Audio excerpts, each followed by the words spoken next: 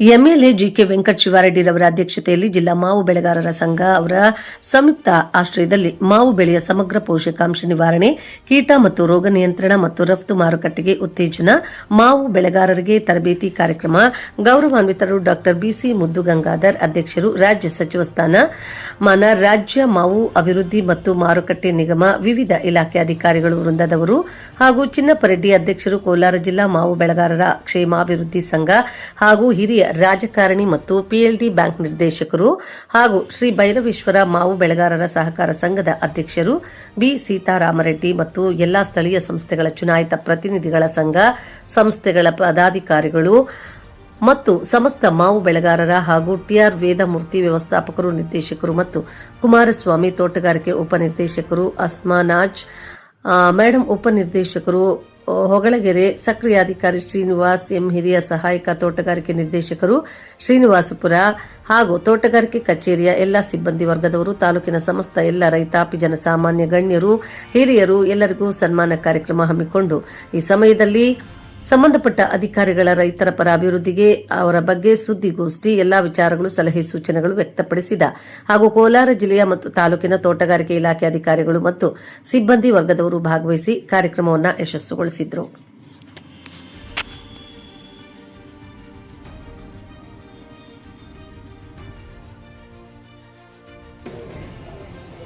ಈ ಯದೂರು ಭಾಗದಲ್ಲಿ ಸುಮಾರು 3,000 ಎಕರೆ ಆ ಲಕ್ಷ್ಮೀಪುರದ ಆ ನೆಲವಂಗಿ ಕ್ರಾಸಲ್ಲಿ ಬಹಳ ಚೆನ್ನಾಗಿ ಉತ್ತಮವಾದ ಜಾಗ ಇದೆ. ಆ ಜಾಗದಲ್ಲಿ 3,000 ಎಕರೆ 5,000 ಎಕರೆ ಮಾಡಬೇಕು ಅಂತ ನಾನು ಕೊಟ್ಟೆ. ಇವತ್ತು ಇದೇನೋ ಆಗ್ತಾ ಇದೆ.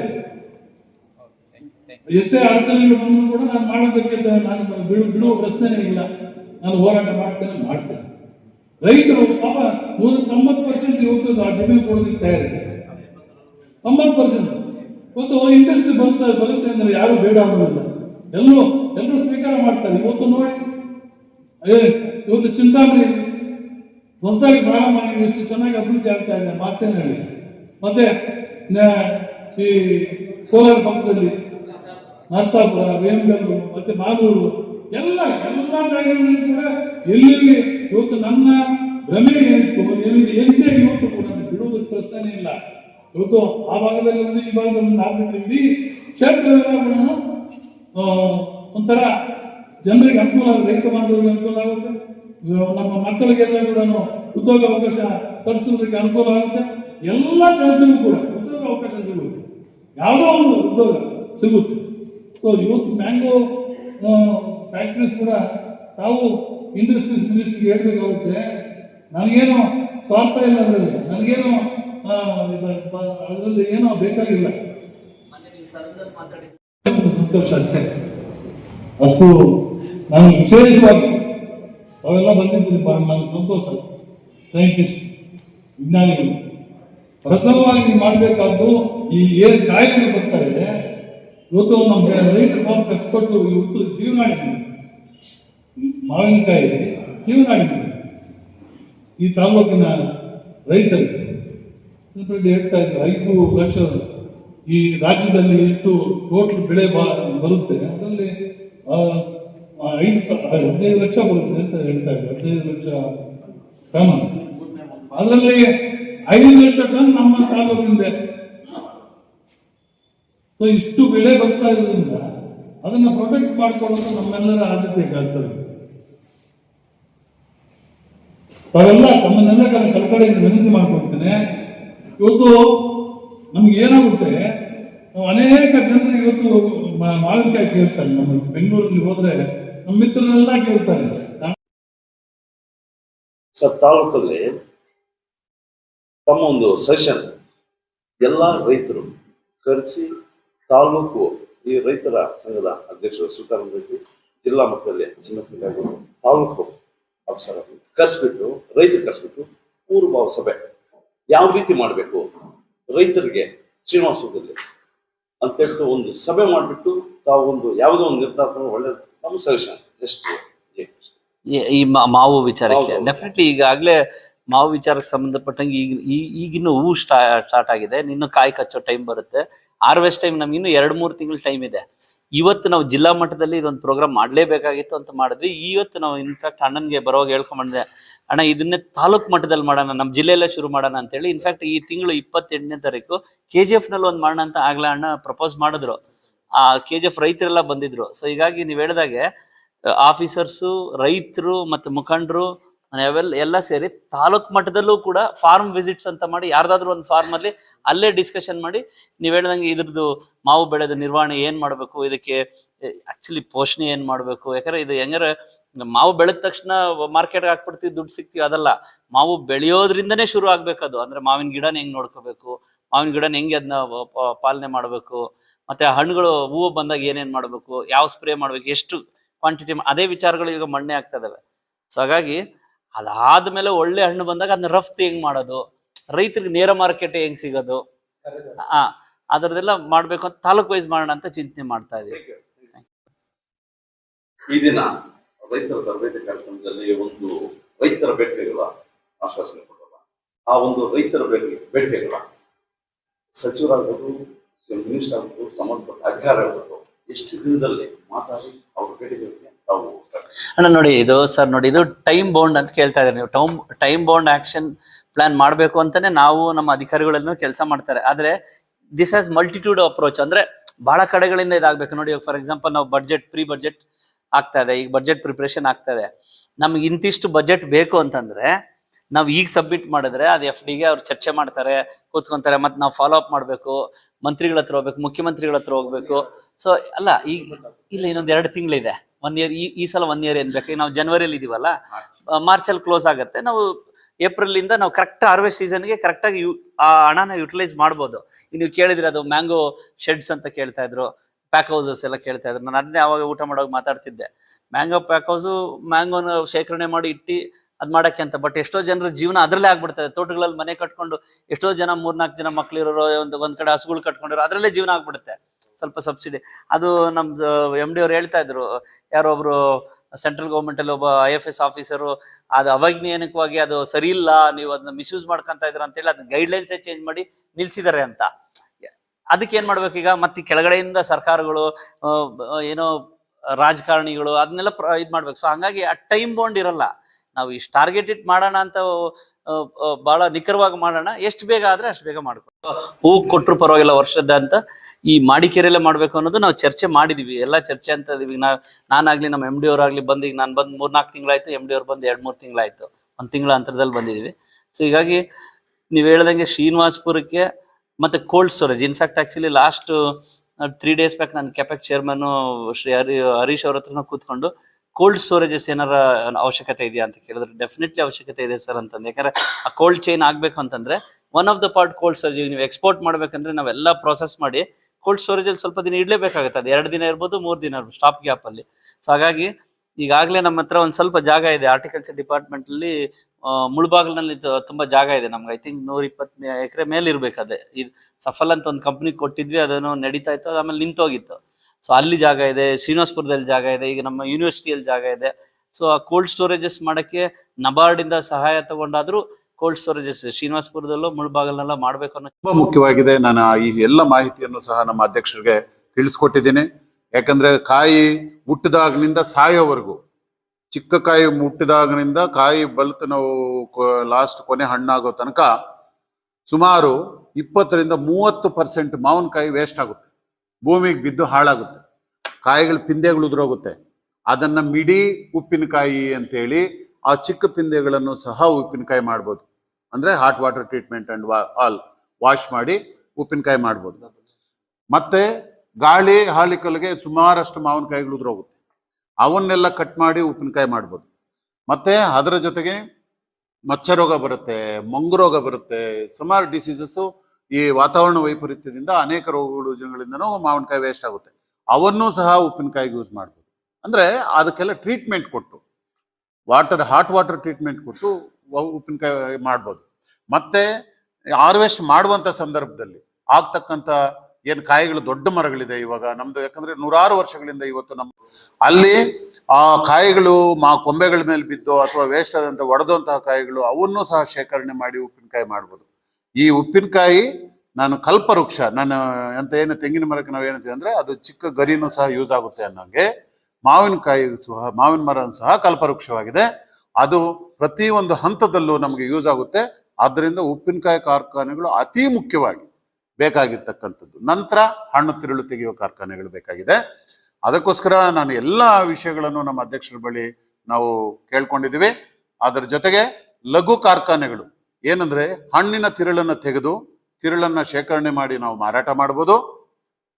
ವ್ಯಾಲ್ಯೂ ಆಡೆಡ್ ಪ್ರಾಡಕ್ಟ್ಸ್, ಅದರಲ್ಲಿ ಹಣ್ಣು ತಿರುಳು ತೆಗೆದಂತ ಇದರಲ್ಲಿ ನಾವು ಮ್ಯಾಂಗೋ ಬಾರ್ ಮಾಡ್ಬೋದು, ಮ್ಯಾಂಗೋ ಜಾಮ್ ಮಾಡ್ಬೋದು, ಜೆಲ್ಲಿ ಮಾಡ್ಬೋದು, ಚಾಕ್ಲೇಟ್ ಮಾಡ್ಬೋದು, ಪಲ್ಪ್ ಏನು ಸ್ಕ್ವಾಶ್ ಮಾಡ್ಬೋದು, ಮ್ಯಾಂಗೋ ಜ್ಯೂಸ್ ಮಾಡ್ಬೋದು. ನೀವು ಮ್ಯಾಂಗೋ ಇವೆಲ್ಲ ಸ್ಲೈಸ್ ಅದು ಇದು ಏನು ಕುಡಿತೀರ, ಶೇಕ್ ಅಂಡ್ ಆಲ್ ಎವ್ರಿಥಿಂಗ್ ಎಲ್ಲ ಮಾಡ್ಬೋದು. ಮತ್ತೆ ಹಾಲಿನ ಜೊತೆ ಚೆನ್ನಾಗಿ ಮಿಕ್ಸ್ ಆಗುತ್ತೆ. ನಮ್ಮ ಹಾಲಿನ ಡೈರಿಗಳು ಯಾವ ರೀತಿ ಇದೆ ಆ ರೀತಿ ನಮ್ಮ ಮ್ಯಾಂಗೋ ಪಲ್ಪ್ ಆಗ್ಬೇಕು. ಇದು ಏನೋ ನಾನು ಇವತ್ತು ಯಾಕೆ ಈ ಮಾತನ್ನ ಇಲ್ಲಿ ಹೇಳ್ತಾ ಇದ್ದೀನಿ, ಆಕ್ಚುಲಿ ಇನ್ನೊಂದು ದೊಡ್ಡ ಮಟ್ಟದಲ್ಲೂ ನಾನು ಇದ್ರ ಬಗ್ಗೆ ನಾನು ಪ್ರಸ್ತಾವನೆಯನ್ನು ತಗೊಳ್ಳಲಿದ್ದೀನಿ. ಸೊ ಇದನ್ನ ಆದ್ರೆ ತುಂಬಾ ಅನುಕೂಲ ಆಗುತ್ತೆ. ಇದಕ್ಕೆ ಬೇಕಾಗಿರ್ತಕ್ಕಂಥದ್ದು ಸಣ್ಣ ಬಂಡವಾಳ. ನಾವು ಮಹಾರಾಷ್ಟ್ರಕ್ಕೆ ನಮ್ಮ ಇದು ಮೊದಲಿಗೆ ಮಾವು ಮಂಡಳಿ ನಮ್ಮ ಟ್ರಿಪ್ ಕರ್ಕೊಂಡು ಹೋದಾಗ ನಾವು ಅಲ್ಲಿ ನೋಡಿದ್ವಿ. ಏನ್ ಗೊತ್ತಾ, ಪ್ರತಿಯೊಂದು ಮನೆಗೂ ಪಲ್ಪ್ ಇಂಡಸ್ಟ್ರಿ ಇದೆ. ಅಂದ್ರೆ ಸುಮಾರು 5-6 ಲಕ್ಷದಲ್ಲಿ ಒಂದು ಪಲ್ಪ್ ಯೂನಿಟ್ ಅನ್ನು ಹಾಕೋಬಹುದು. ಆದ್ರಿಂದ ಅವರು ಒಂದು 5 ಟನ್ 10 ಟನ್ ಮಾವಿನಕಾಯಿನ ಪಲ್ಪ್ ತೆಗೆದು ಅದು ವ್ಯಾಲ್ಯೂ ಆಡೆಡ್ ಪ್ರಾಡಕ್ಟ್ಸ್ ಮಾಡಿ ದುಡ್ಡು ಮಾಡ್ತಾ ಇದ್ದಾರೆ. ಮತ್ತೆ ಅದು ಏನಂದ್ರೆ ಆಡೆಡ್ ಆ ಪ್ರಾಡಕ್ಟ್ಸ್ ಮಾಡಿಬಿಟ್ರೆ ನಾವೇನು ಕೆಲವೇ ದಿನಗಳಲ್ಲಿ ಮಾರಾಟ ಮಾಡಿಬಿಡ್ಬೇಕು ಅಂತಿಲ್ಲ, ವರ್ಷ ಪೂರ್ತಿ ಮಾರಾಟ ಮಾಡ್ಬೋದು. 2 ವರ್ಷ ಅದಕ್ಕೆ ಪೀರಿಯಡ್ ಇರುತ್ತೆ. ಸೊ ಆದ್ರಿಂದ ಈ ತರದ ಕಾರ್ಖಾನೆಗಳ ಬಗ್ಗೆ ದಯವಿಟ್ಟು ಆಲೋಚನೆ ಮಾಡಿ ಅಂತ ಹೇಳಿ ನಾನು ಅಧ್ಯಕ್ಷರಲ್ಲಿ ಮನವಿ ಮಾಡ್ಕೊಂಡಿದ್ದೀನಿ. ಸೊ ಇದರ ಜೊತೆಗೆ ಇವತ್ತಿನ ನಡೆದಂತಹ ಕಾರ್ಯಾಗಾರದ ಬಗ್ಗೆ ಮಾತಾಡಿದ್ರೆ ನನಗೆ ತುಂಬಾ ಖುಷಿ ಇದೆ. ಇವತ್ತು ವಿಜ್ಞಾನಿಗಳೆಲ್ಲ ಬಂದು ಮಾಹಿತಿಯನ್ನು ಕೊಟ್ಟಿದ್ದಾರೆ. ಇದನ್ನ ಪ್ರತಿ ವರ್ಷವೂ ಸಹ ನಮ್ಮ ಮಾವು ಬೆಳೆಗಾರ ಸಂಘ ತೋಟಗಾರಿಕೆ ಇಲಾಖೆ ಸಹಯೋಗದೊಂದಿಗೆ ಮಾಡ್ತಾ ಇದ್ವಿ. ಇವತ್ತು ನಮ್ಮ ಅಧ್ಯಕ್ಷರು ಇವತ್ತು ಇನ್ಸೇಟಿವ್ ತಗೊಂಡು, ನಮ್ಮ ವ್ಯವಸ್ಥಾಪಕ ನಿರ್ದೇಶಕರು ಇನ್ಸೇಟಿವ್ ತಗೊಂಡು ಇವತ್ತು ನಮ್ಮ ತೋಟಗಾರಿಕೆ ಇಲಾಖೆಯವರು ಎಲ್ಲರೂ ತಗೊಂಡು ಇವತ್ತು ಅವರ ಮಟ್ಟದಲ್ಲಿ ಕಾರ್ಯಕ್ರಮವನ್ನು ಆಯೋಜನೆ ಮಾಡಿ ರೈತರಿಗೆ ಉಪಯುಕ್ತವಾದ ಮಾಹಿತಿಯನ್ನು ಕೊಡಲು ಎಲ್ಲ ಅನುಕೂಲತೆಗಳನ್ನು ಮಾಡಿದ್ದಾರೆ. ಅದನ್ನು ಮುಂದಿನ ದಿನಗಳಲ್ಲಿ ಮುಂದುವರಿಸಿ ನಮಗೆ ಬೇಕಾಗಿರ್ತಕ್ಕಂಥದ್ದು ripening chambers, pulp industries, pickle industries, ಇವೆಲ್ಲ ಸ್ಮಾಲ್ ಸ್ಕೇಲ್. ನಾನು ಹೇಳ್ತಾ ಇರೋದು ಚಿಕ್ಕ ಮಟ್ಟದಲ್ಲಿ, ಹಳ್ಳಿಗಳ ಮಟ್ಟದಲ್ಲಿ ಆಗಂತದಕ್ಕೆ ನೀವು ಉತ್ತೇಜನ ಕೊಡಬೇಕು. ಸರ್ಕಾರದಿಂದ ಹಣಕಾಸನ್ನು ಬಿಡುಗಡೆ ಮಾಡಿಸಿ ದಯವಿಟ್ಟು ನಮ್ಮ ಅಧ್ಯಕ್ಷರು ಇವೆಲ್ಲ ಮಾಡ್ತಾರೆ ಅಂತ ಆಶಾಭಾವನೆಯನ್ನು ಸಹ ಇಟ್ಕೊಂಡು ಇವತ್ತಿನ ದಿನದ ಕಾರ್ಯಕ್ರಮ ಮುಗಿಸ್ತಾ ಇದ್ದೀವಿ. ಅವ್ರಿಗೂ ಅನಂತ ಧನ್ಯವಾದ. ಇವತ್ತು ಒಂದು ಒಳ್ಳೆಯ ಸುದಿನ. ನಮ್ಮ ಹೊಸದಾಗಿ ನಮ್ಮ ಅಧ್ಯಕ್ಷರು ನಮ್ಮ ಮಾವು ಮಂಡಳಿಗೆ ಬಂದ ಮೇಲೆ ತುಂಬಾ ಉತ್ಸುಕತೆಯಿಂದ ನಮ್ಮ ರೈತರ ಬಳಿಗೆ ಬಂದಿದ್ದಾರೆ. ನಮ್ಮ ರೈತರ ಎಲ್ಲ ಅಹವಾಲುಗಳನ್ನ ಸ್ವೀಕರಿಸಿದ್ದಾರೆ. ಅವ್ರ ಜೊತೆ ನಮ್ಮ ವ್ಯವಸ್ಥಾಪಕ ನಿರ್ದೇಶಕರು ಕೂಡ ಇವತ್ತು ಈ ಒಂದು ನಮ್ಮ ಕಾರ್ಯಕ್ರಮಕ್ಕೆ, ರೈತರ ಕಾರ್ಯಾಗಾರಕ್ಕೆ ಆಗಮಿಸಿ ಉತ್ಸುಕತೆಯಿಂದ ಭಾಗವಹಿಸಿದ್ದಾರೆ. ಈಗ ತಾವು ಕೇಳ್ತಾ ಇದ್ದಂತಹ ಎಲ್ಲ ಕ್ವಶನ್ಗಳು ಎಲ್ಲಾನು ಅವ್ರಿಗೆ ಮನವರಿಕೆ ಮಾಡಿಸಿದ್ದೀವಿ. ಈ ಭಾಗದಲ್ಲಿ ಏನೇನು ಬೇಕಾಗಿದೆ, ಏನೇನು ನಾವು ಕಷ್ಟ ಅನುಭವಿಸ್ತಾ ಇದ್ದೀವಿ, ಯಾವ ರೀತಿ ಎಷ್ಟು ಮಾವಿನಕಾಯಿ ಬೆಳೀತಾ ಇದ್ದೀವಿ, ಏನೇನು ಇಲ್ಲಿ ಅವಶ್ಯಕತೆ ಇದೆ, ಎಲ್ಲದರ ಬಗ್ಗೆನೂ ಅವ್ರ ಬಳಿ ನಾವು ಕೂಲಂಕುಷವಾಗಿ ಚರ್ಚೆ ಮಾಡಿದ್ದೀನಿ ಇವತ್ತು ಬೆಳಗ್ಗೆಯಿಂದ. ಇವತ್ತಿನ ಕಾರ್ಯಾಗಾರದಲ್ಲಿ ನಾವು ಶಾಸಕರು ಮತ್ತೆ ನಮ್ಮ ಅಧ್ಯಕ್ಷರು ಮತ್ತೆ ನಮ್ಮ ವ್ಯವಸ್ಥಾಪಕ ನಿರ್ದೇಶಕರು ಎಲ್ಲರ ಮಧ್ಯೆನೂ ನಮ್ಮ ತುಂಬಾ ಬೇಡಿಕೆಗಳನ್ನು ಇಟ್ಟಿದ್ದೀವಿ. ಈ ಭಾಗದಲ್ಲಿ ಹಣ್ಣು ತಿರುಳು ತೆಗೆಯುವ ಕಾರ್ಖಾನೆಗಳನ್ನ ಪ್ರಾರಂಭಿಸಿಕೊಡ್ಬೇಕು, PTP ಮಾದರಿಯಲ್ಲಿ, ಮತ್ತೆ ಅದರ ಜೊತೆಗೆ ಲಘು ಕಾರ್ಖಾನೆಗಳು. ಸೊ ಹಂಗಾಗಿ ಅವರು ಯೋಚನೆ ಮಾಡಿ ಒಂದು ಟ್ರಾನ್ಸಾಕ್ಷನ್ ಅಡ್ವೈಸರ್ ಬೇಕಾ ನಿಮ್ಗೆ, ಅಥವಾ ನಿಮ್ಮ ಮಂಡಳಿದ ಎಲ್ಲ ಏನೋ ನುರಿತ ತಜ್ಞರನ್ನೆಲ್ಲ ಸೇರಿ ಒಂದು 10 ದಿನದಲ್ಲಿ ಮತ್ತೆ ಒಂದು ಕೂತು ಚರ್ಚೆ ಮಾಡೋಣ. ನಮ್ಮ ಕೈಲಾದಷ್ಟು ಸರ್ಕಾರ, ನಾನೇ ಖುದ್ದಾಗಿ ಮುಖ್ಯಮಂತ್ರಿಗಳ ಹತ್ರ ಬಂದು ನಾನು ಚರ್ಚೆ ಮಾಡ್ತೀನಿ. ಹಾರ್ಟಿಕಲ್ಚರ್ ಮಿನಿಸ್ಟ್ರು ನಾವೆಲ್ಲ ಕೂತ್ಕೊಂಡು ಚರ್ಚೆ ಮಾಡೋಣ. ಇದಕ್ಕೇನೋ ಏನೇನು ಸ್ಕೋಪ್ ಇದೆ, ಪಲ್ಪ್ ಫ್ಯಾಕ್ಟ್ರಿ ಮಾಡಬೇಕಾದ್ರೆ ಏನೇನು ಬೇಕಿದೆ. ಯಾಕೆಂದ್ರೆ ಲಾಸ್ಟ್ ಟೈಮ್ ನಿಮಗೆ ಗೊತ್ತಿದೆ, ತುಂಬಾನೇ ತೊಂದರೆ ಆಯ್ತು ನಮ್ಗೆ. ತೋತಾಪುರಿ ನಿಂತೋಗಿ ಹೆಚ್ಚು ಕಡಿಮೆ ಬೀದಿಗೆ ಹಾಕುವಂತ ಪರಿಸ್ಥಿತಿ ಬಂತು. ಸೊ ಹಾಗಾಗಿ ಈಗಿರೋ ಪಲ್ಪ್ ಫ್ಯಾಕ್ಟ್ರಿಗಳೆಲ್ಲ ಪ್ರೈವೇಟ್ ಪಲ್ಪ್ ಫ್ಯಾಕ್ಟ್ರಿಗಳು. ಸೊ ಸರ್ಕಾರದಿಂದ ಮತ್ತೆ ಪ್ರೈವೇಟ್ ಪಾರ್ಟ್ನರ್ಶಿಪ್ ಅಲ್ಲಿ ಏನಾದ್ರು ಮಾಡಕ್ ಅನುಕೂಲ ಇದೆಯಾ, ಅವಕಾಶ ಇದೆಯಾ? ಯಾಕಂದ್ರೆ ನಮ್ಮ ಹತ್ರ ಜಾಗ ಇದೆ, ಜಮೀನಿದೆ.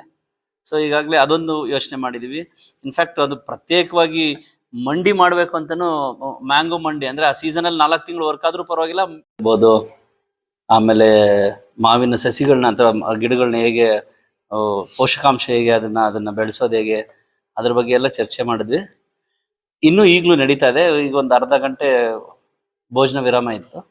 ಸೊ ಹಾಗಾಗಿ ಎಲ್ಲ ಕಡೆಯಿಂದ ವಿಷಯ ತಜ್ಞರು, ನಮ್ಮ ಅಪೇಡಾ ಸಂಸ್ಥೆಯಿಂದ ಬಂದಿದ್ದರು, ಕೆಪೆಕ್ಕಿಂದ ಬಂದಿದ್ರು, ನಮ್ಮ ಯೂನಿವರ್ಸಿಟಿ ರಿಸರ್ಚ್ ಸೈಂಟಿಸ್ಟ್ ಇದ್ರು. ಸೊ ಬೆಳಗ್ಗೆಯಿಂದಲೂ ಈ ಕಾರ್ಯಕ್ರಮದಲ್ಲಿದ್ವಿ. ಇದು ನಾನು ಅಧ್ಯಕ್ಷ ಆದಮೇಲೆ ಒಂದು 5ನೇ ಜಿಲ್ಲೆ ಅಂತ ಕಾಣ್ತಿದೆ. ಮ್ಯಾಂಗ್ಳೂರ್ ಸೌತ್, ಚಿಕ್ಕಬಳ್ಳಾಪುರ, ಹುಬ್ಳಿ, ಧಾರವಾಡ ಎಲ್ಲ ಮುಗಿಸಿ, ಯಾಕಂದರೆ ನಮ್ದು ಹಾರ್ವೆಸ್ಟ್ ಸೀಸನ್ ಈಗ ಬರ್ತಾ ಇದೆ. ಈಗ ಏಪ್ರಿಲ್ ಮೇಲಿ ನಮ್ಮ ತುಂಬು ಹಾರ್ವೆಸ್ಟ್ ಸೀಸನ್. ಯಾಕಂದರೆ ಈ ವರ್ಷ ಇದು ಆನ್ ಸೀಸನ್ ಅಂತೀವಿ, ಅಂದರೆ ಇದು ಬಯಾನಿಯಲ್ ಫ್ರೂಟ್ ಬೇರಿಂಗು. ಅಂದರೆ ಒಂದು ವರ್ಷ ತುಂಬ ಇಳುವರಿ ಇರ್ತದೆ, ನೆಕ್ಸ್ಟ್ ವರ್ಷ ಪ್ರಾಯಶಃ ಕಮ್ಮಿ ಇಳುವರಿ ಇರ್ತದೆ. ಸೊ ಹಾಗಾಗಿ ಈಗ ಮುಂಚೆನೆ, ಇನ್ನು ಹಾರ್ವೆಸ್ಟ್ ಸೀಸನ್ ಆಗೋದಕ್ಕೆ ಮುಂಚೆನೆ ನಾವು ಯಾವ ರೀತಿ ಪ್ರಿಪೇರ್ ಆಗಿರಬೇಕು, ರೈತರು ಯಾವ ರೀತಿ ಅದನ್ನ ಪೋಷಕಾಂಶ ಕೊಡಬೇಕು, ಗಿಡಗಳನ್ನ ಯಾವ ರೀತಿ ಮಕ್ಕಳ ತರ ನೋಡ್ಕೊಂಡು. ಉತ್ತರ ಕರ್ನಾಟಕ ಭಾಗದಲ್ಲಿ ನಮ್ಮ ತರನೇ ಹೆಚ್ಚೆಚ್ಚು ಆಲ್ಫಾನ್ಸೋ ಬೆಳೀತಾರೆ. ಸೊ ಹಾಗಾಗಿ ಎಲ್ಲ ಕಡೆ ನಾನು ಒಂದು ಹೋರಾಟ ಮೀನ್ಸ್ ಪರ್ಯಟನೆ ಮಾಡಿ ಒಂದು ವಿಚಾರಗಳನ್ನ ತಿಳ್ಕೊಂತಾ ಇದ್ದೀನಿ. ಈ ವರ್ಷ ಮಾವಿನ ಬೆಳೆ ತುಂಬಾ ಅವ್ರು ಹೇಳಿದಂಗೆ ಬಹಳ ಅಧಿಕವಾಗಿ ಉತ್ಪನ್ನ ಆಗುವಂತ ಎಲ್ಲ ಮುನ್ಸೂಚನೆಗಳಿದಾವೆ. ಅದಕ್ಕೆ ನಾವು ತಯಾರಿ ಆಗ್ಬೇಕು, ನೀವು ತಯಾರಿ ಆಗ್ಬೇಕು. ಅದಕ್ಕೆ ನಾವು as A mango board chairman, ಅಂದ್ರೆ ಮಾವು ಅಭಿವೃದ್ಧಿ ಮಂಡಳಿ ಚೇರ್ಮನ್ ಆಗಿ ನಿಮಗೆ ನಮ್ಮ ಕಡೆಯಿಂದ ಏನೆಲ್ಲ ಸೌಕರ್ಯಗಳು ಬೇಕೋ ಅದನ್ನ ಮಾಡ್ಕೊಳ್ಳೋಕೆ ನಾವು ತಯಾರಿದ್ದೀವಿ ಅಂತ ಘಂಟಾಘೋಷವಾಗಿ ಹೇಳ್ತಾ ಇದ್ದೀವಿ. ಯಾಕೆ ಅಂತಂದ್ರೆ ನೋಡಿ, ನೀವು ಸ್ವಲ್ಪ ಅರ್ಥನೂ ಆಗ್ಬೇಕು ತಮಗೆ. ನಾನು ಹೆಚ್ಚು ಕಡಿಮೆ ಸೆಪ್ಟೆಂಬರ್ ಅಕ್ಟೋಬರ್ ನಲ್ಲಿ ಪದಗ್ರಹಣ ಮಾಡಿದ್ದು. ಆದ್ರೆ ಯೂಶಲಿ ಹಿಂದಿನ ವರ್ಷ ಬಜೆಟ್ ಮಾರ್ಚ್ ಏಪ್ರಿಲ್ ನಲ್ಲಿ ಆಗ್ಬಿಟ್ಟಿರುತ್ತೆ. ನಾನು ಈ ವರ್ಷ ಮಾರ್ಚ್ ಏಪ್ರಿಲ್ ಬಜೆಟ್ ನೋಡ್ಕೋಬೇಕು. ಬಟ್ ಆದ್ರೆ ಅಷ್ಟೊಂದು ನಮ್ಗೆ ಹಾರ್ವೆಸ್ಟ್ ಸೀಸನ್ ಮಾವು ಬಂದ್ಬಿಡುತ್ತೆ. ಆದ್ರೆ ಕೋಲಾರದಲ್ಲಿ ಹೆಚ್ಚು ಕಡಿಮೆ ಏಪ್ರಿಲ್ ಮೇ ನಲ್ಲೇ ಬರ್ತದೆ. ಯಾಕಂದ್ರೆ ಆ ಭಾಗದಲ್ಲಿ ತಗ್ಗು ಪ್ರದೇಶಗಳು ಏನಿದಾವೆ, ಶ್ರೀನಿವಾಸಪುರ ಭಾಗ, ಮುಳಬಾಗಿಲು ಮತ್ತು ಕೋಲಾರ ಭಾಗ ಸಾಕಷ್ಟು ರೈತರು ನಾವು ಪ್ರತಿ ವರ್ಷ ಕೂಡ ನಾವು ಮುಖ್ಯವಾಗಿ ನಮ್ಮ ಕೊಟ್ಟಿರ್ತಕ್ಕಂಥ ಬೆಳೆಗೆ ಆಗ್ತಕ್ಕಂಥ ಹಾನಿಯನ್ನ ತಪ್ಪಿಸಬೇಕು ಅಂತಕ್ಕಂಥದ್ದು, ರೈತರಿಗೆ ಆಗ್ತಕ್ಕಂಥ ತೊಂದರೆಗಳನ್ನು ಸ್ವಲ್ಪ ಮಟ್ಟಿಗಾದರೂ ಪರಿಹಾರ ಕೊಡಲಿಕ್ಕೆ ಪ್ರಯತ್ನ ಮಾಡಬೇಕು ಅಂತ ಹಿನ್ನೆಲೆಯಲ್ಲಿ ಇವತ್ತು ನಾವು ಈ ಒಂದು ಕಾರ್ಯಾಗಾರವನ್ನು ಹಮ್ಮಿಕೊಂಡಿದ್ದೇವೆ. ಇದರಲ್ಲಿ ನಾವು ಮೊದಲನೇದಾಗಿ ರೈತರಿಗೆ ಈಗ ಈ ಋತುಮಾನದಲ್ಲಿ ಈ ಒಂದು ಸೀಸನ್ ಋತುಮಾನ ಅಂತ ಹೇಳ್ತೀವಿ, ನಾವು ರೋಗ ಮತ್ತು ಕೀಟಗಳಿಗೆ ನಾವು ಮಾವು ಬೆಳೆಯಿಂದ ರಕ್ಷಣೆ ಮಾಡ್ಕೋಬೇಕು ಅಂತ ಒಂದು. ಎರಡನೇದಾಗಿ ಹೆಚ್ಚಾಗಿ ನಮ್ಮಲ್ಲಿ ಇನ್ನೊಂದಷ್ಟು ಯೋಜನೆಗಳು ನಾವು ಮುಂದೆ ಒಂದು 3-4 ವರ್ಷಗಳಿಗೆ ಹಾಗೆ ಯೋಜನೆಗಳನ್ನ ನಾವು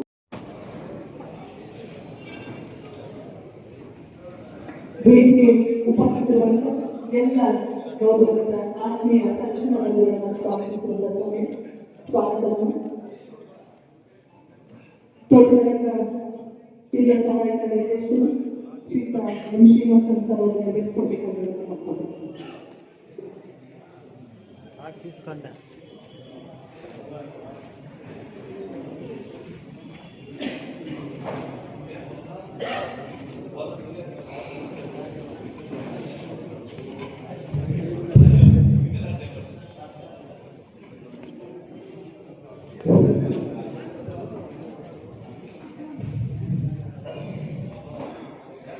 ಸಲಕರಣೆ ಮಾಡಿದಷ್ಟು ಹೆಚ್ಚು ಅದರದಿಂದ ಫಲ. ಸೊ ಆ ಫಲ ಬಂದ್ಮೇಲೂ ಒಳ್ಳೆ ಬೆಲೆ ಹೇಗೆ ಬರಬೇಕು ಅನ್ನೋದ್ರ ಬಗ್ಗೆ ಚರ್ಚೆ ಮಾಡಿದ್ವಿ. ಸೊ ಇದೇ ರೀತಿ ಇಡೀ ರಾಜ್ಯದಂತ ಈಗ 30ನೇ ತಾರೀಕು ಮತ್ತೆ ಒಂದು 6 ತಾಲೂಕುಗಳು ಸೇರಿ ಹುಬ್ಳಿ ಧಾರವಾಡನಲ್ಲಿ ಮಾಡ್ತಾ ಇದ್ವಿ.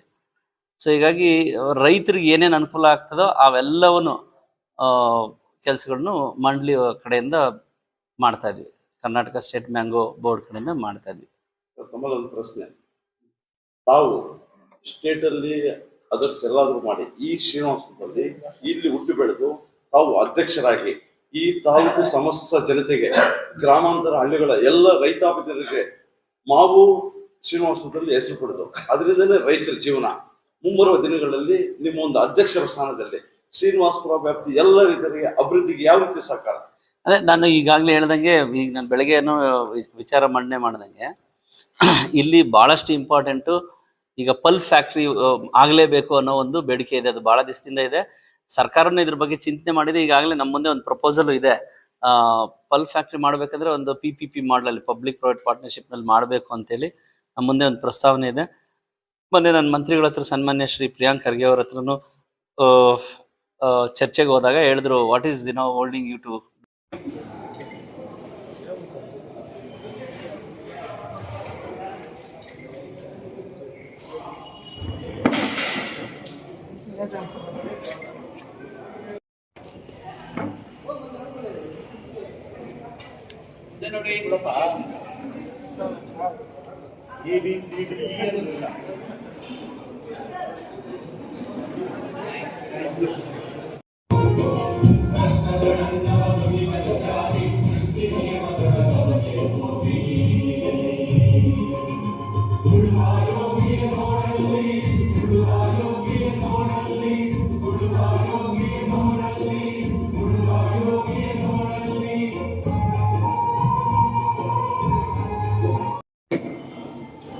ಹೆಚ್ಚಿನ ನಮ್ಮ ಮಾವು ಮಹಾಮಂಡಳಿಯವರ ಉಪಸ್ಥಿತಿಯಲ್ಲಿ ಈ ದಿನ ವಿಶೇಷವಾದ ಈ ಒಂದು ಕಾರ್ಯಾಗಾರವನ್ನು ಹಮ್ಮಿಕೊಂಡಿರುವುದಕ್ಕೆ ಸಂತಸವನ್ನು ವ್ಯಕ್ತಪಡಿಸುತ್ತಾ